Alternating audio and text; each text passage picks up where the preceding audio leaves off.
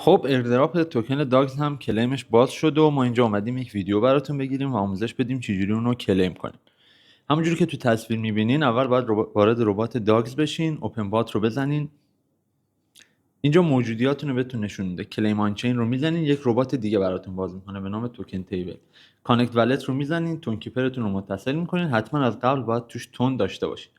کانکت والت رو که بزنین دوباره براتون میگردونه، دوباره باید ربات توکن تیبل رو باز کنین و اینجا موجودی توکن های داگزتون رو نشون میده که 25951 میاین پایین کلیم نو رو میزنین، دوباره وارد ربات تون کیپرتون میکنه و یک فی ازتون میگیره که الان $2.5 حدوداً. تایید اون تراکنش رو بهش میدین و مجددا برمیگردید تو توکن تیبل. wait for transaction confirmation رو نمایش میده. 5 دقیقه بعد حدودا براتون توکناتون رو میاره توی تون کیپر و نمایش